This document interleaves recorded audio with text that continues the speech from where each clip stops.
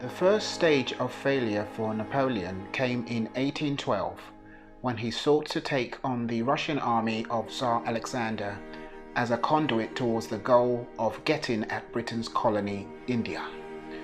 Although Tchaikovsky's triumphant 1812 overture pays tribute to cannon fire, it was asymmetric warfare, scorched earth, the deprivation of the Russian winter, and the common human body louse that defeated Napoleon's grand army. Napoleon marched into Russia with 440,000 frontline troops. 4 months later, he had only 75,000. It is possible that 200,000 of the losses were due to disease, primarily typhus. The severity was such that doctors of the day remarked on it. Mass graves that were excavated in Vilnius, Lithuania in 2001 were found to contain the bodies of French soldiers with their associated belt buckles, regimental clothing, and French franc coins from the early 1800s.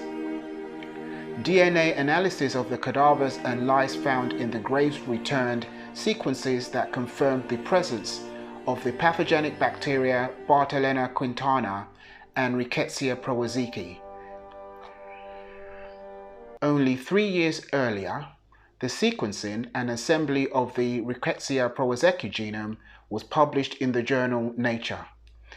In it, the authors noted the many biochemical and genetic similarities between eukaryotic mitochondria and Rickettsia bacteria.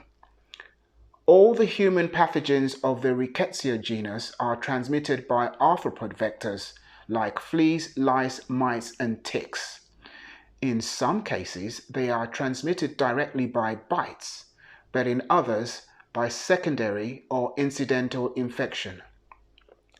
Human typhus linked to Rickettsia prowazekii initiates through lice feces that contaminate cuts and inflamed wounds from the bites of the body lice. However, the way in which the bacterium infects from one arthropod to another is much more complex and purposeful. Vertically from the infected cytoplasm of oocytes, that is directly and intergenerationally from the mother arthropod to her offspring.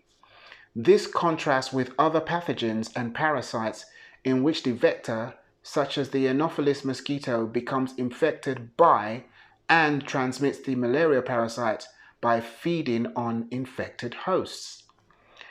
In line with this mechanism, many Rickettsia species have evolved supplemental ways of altering their arthropod host physiology to kill males, induce parthenogenesis, cause cytoplasmic incompatibility, and feminization of infected males. In addition, there are Rickettsia groups that compete with other genetic distinct species for the cytoplasmic niche of the arthropod cells they have infected via processes called transovarial interference.